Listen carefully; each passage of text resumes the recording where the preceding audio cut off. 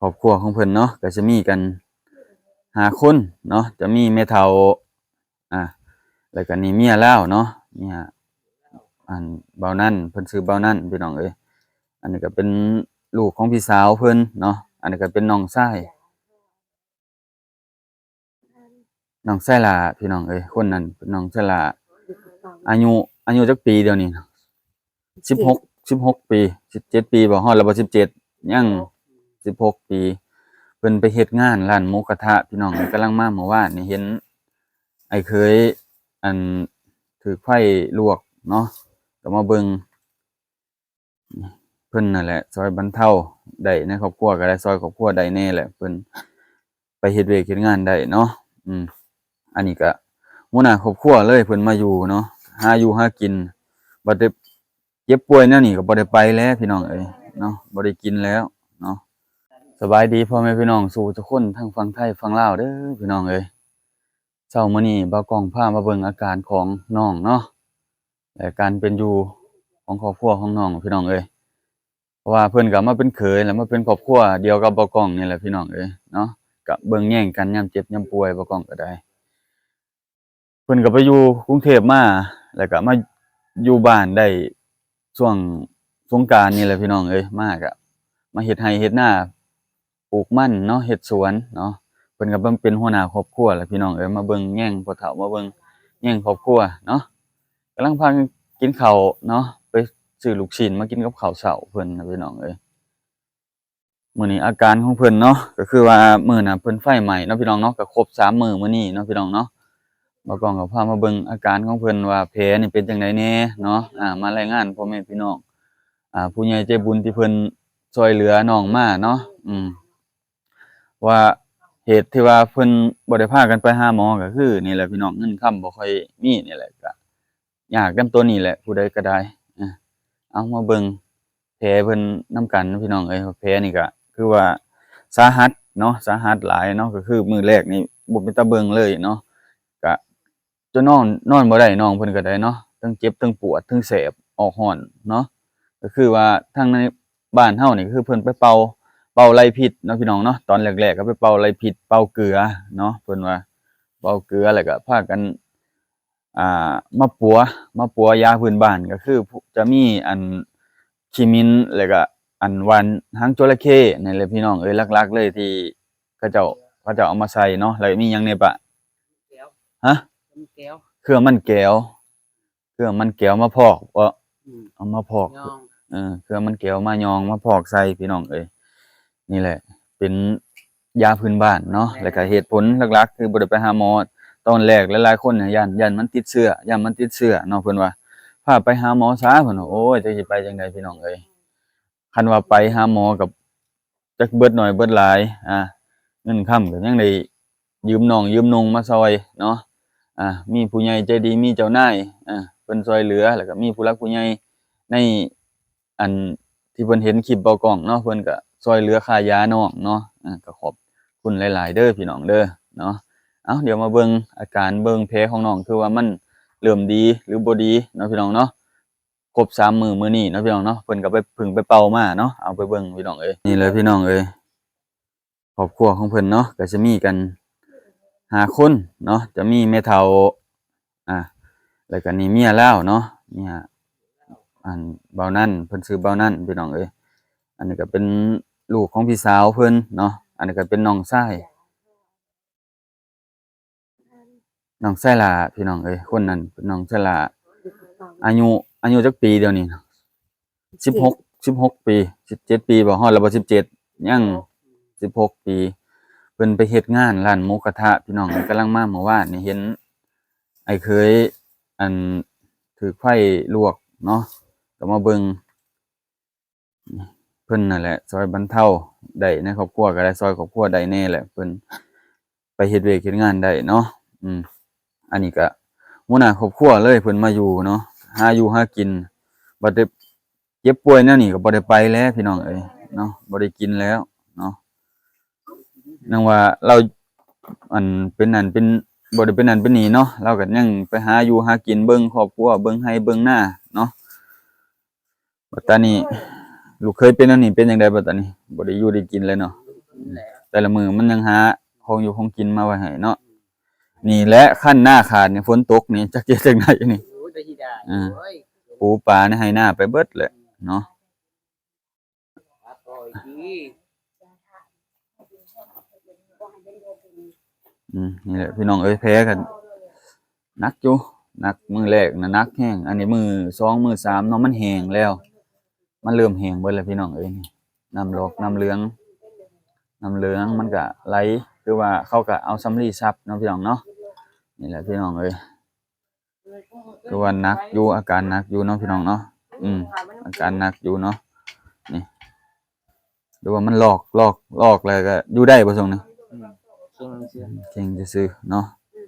เก่งซื่อๆเพิ่นว่าช่วงนี้นอนได้สบายอยู่เนาะยาก็กินยาแก้อักเสบเนาะแล้วก็ยาท่าเนาะ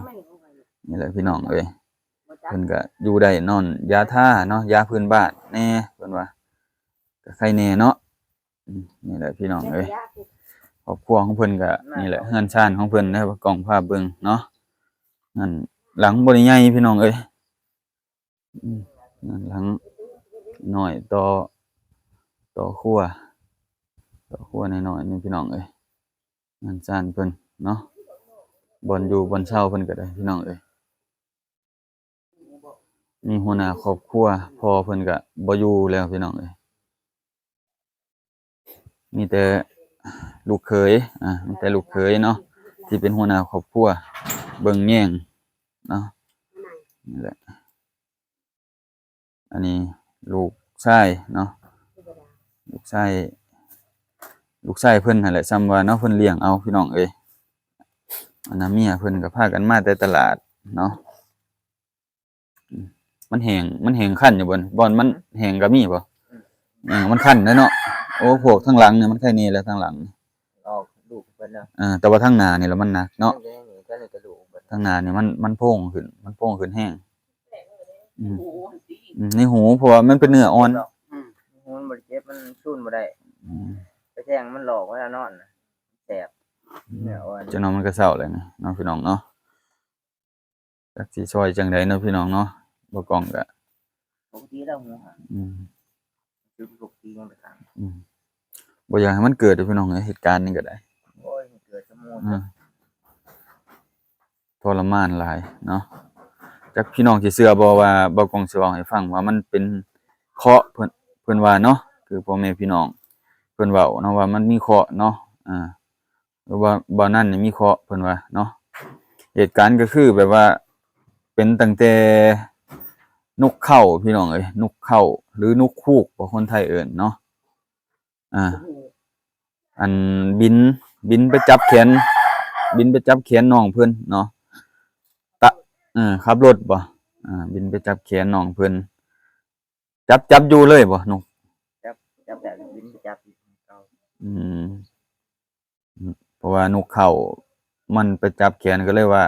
ไปเบิ่งไปมอเบิ่งว่ามันเป็นเคราะห์เป็นเข็นเพิ่นว่าเนาะเป็นเคราะห์เป็นเข็นตั้งแต่นั้นมาก็เกิดอุบัติเหตุเรื่อยๆแม่นบ่เกิดอุบัติเหตุเล็กน้อย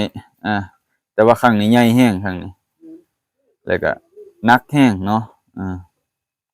ซื้อเอาใหม่ก็บ่ซื้อ นี่แหละพี่น้องเอ้ยโอ้ยเนาะ ซื้อมีดเดียดมันบ่ ดูว่าสาหัสแล้วอาการเราก็ได้เนาะนี่ก็เฮือนเพิ่นแล้วพี่น้องเอ้ยซ่านบ้านซองเพิ่นการเป็นอยู่ของเพิ่นก็โอ้จักสิว่าจังไดพี่น้องกับทูๆไถๆไปอยู่พอกินอยู่ดอกก็ว่าแต่ก็ทูๆไถๆไปพี่น้องพากันเฮ็ดอีหยังกินแล้วช่วงเช้านี่นึ่งอีหยังนี่นึ่งมักอึพี่น้องเอ้ยได้มักอึมาจากทางใดมาจากหน้าบ่อันนี้แม่เฒ่าป้าเราก็เป็นตลอดเราก็ได้มีแต่คนเจ็บคนเป็น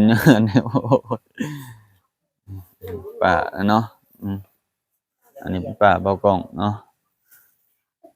นี่ป้ากันได้กระดูกหมูเฮาว่าไปตลาดมาก็ได้กระดูกหมูมาเฮ็ดสู่ผัวกินเราก็ได้เมียก็เจ็บก็เป็นตลอดเมียก็ได้บ่ว่างบ่เว้นเลยต ต่อจากเมียกับผัวต่อจากผัวจักสิไปไผแต่นี่ให้มันวิทย์มาบ่อยากให้มันมาใกล้มาสูนดอกเนาะ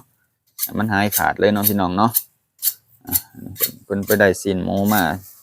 เฮ็ด กระดูกมัน กระดูกเนาะบ่เป็นซีน กระดูก กระดูกติดซีนนะพี่น้องติดซีนจักหน่อยเนาะเพิ่นไปตลาดมาเนาะนี่แหละพี่น้องเอ้ยอาการของน้องเพิ่นก็ได้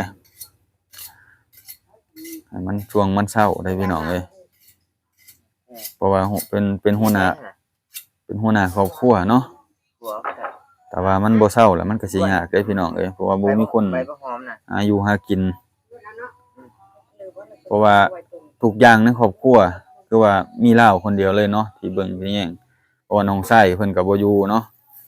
คนที่เพิ่นช่วยเหลือได้ก็ได้ก็ไปหาเฮ็ดเวียกเฮ็ดงานอยู่ฝั่งพู้นล่ะพี่น้องเอ้ยอายุยังน้อยอยู่แต่ว่าเพิ่นก็สามารถเฮ็ดได้เนาะพี่น้องเนาะแล้วก็เพิ่นเจ้านายเพิ่นรับไปเฮ็ดนํเนาะเพิ่นก็ฮักกระแพงอยู่บ่ล่ะไปเฮ็ดงานนะอืม แป้งอยู่ อืมแต่ว่าภาษาปากเว้าก็คือคล้ายกับทางอุบลเด้อพี่น้องเอ้ยอาจสิบ่แบบบ่ม่วนบ่ได้โดยบ่ได้เดเนาะอันคือว่าบ้านบ่กล้องคือเว้าเอาจังซี่แหล้วเว้าคือว่ากล้องให้เว้าโปะๆออกเลยเนาะอืมนี่แหละพี่น้องเอ้ยครอบครัวก็ได้พออยู่พอกินอยู่ดอกก็บ่ได้ขาดบ่ได้เคินปานใดพี่น้องเอ้ยแต่ว่าก็ขาดเคินแต่เงินใช้นี่แหละพี่น้องเอ้ยผู้ใดก็ได้ เงินค่ำก็นี่แหละเวลาเป็นเวลาหยังก็สอดจักสิแล่นหาไผเราก็ได้เทื่อก็ได้เนาะนี่แหละพี่น้องเอ้ยการเป็นอยู่ของครอบครัวก็ได้ก็พออยู่พอเศร้าพออยู่พอกินอยู่ดอกเนาะจะน้อยเราเศร้าก็นี่แหละพี่น้องเอ้ยก็จังว่ากันนี่อายุเจ้าของอันไห้หน้าก็แนวนี้แหละนี่เพิ่นอยู่ไห้อยู่หน้าเลยเบิ่งแย่งครอบครัวก็นี่แหละเพิ่นนี่แหละพี่น้องเอ้ย ลูกเคยป่าลูกเคยเป็นอันนี้เฮ็ดจังได๋นี่โอ้ยไผสิหาอยู่หากินให้กินนี่ฮะ จักแล้ว โอ้ยข้าวปัวให้เซาไว้ได้คันหน้าขาดบ่ใหญ่ยัง เอาพี่น้องเอ้ยนี่แหละเนาะลูกเคยก็เอาพี่น้องเอ้ยฝากติดตามเบิ่งอาการน้องนํกันเนาะอันนี้เป็นคลิปพิเศษเนาะคลิปพิเศษที่บ่กล้องมาถ่ายเรื่องราวแบบนี้เนาะพี่น้องเนาะขอบใจหลายๆพ่อแม่พี่น้องที่ให้การติดตามรับชมเด้อ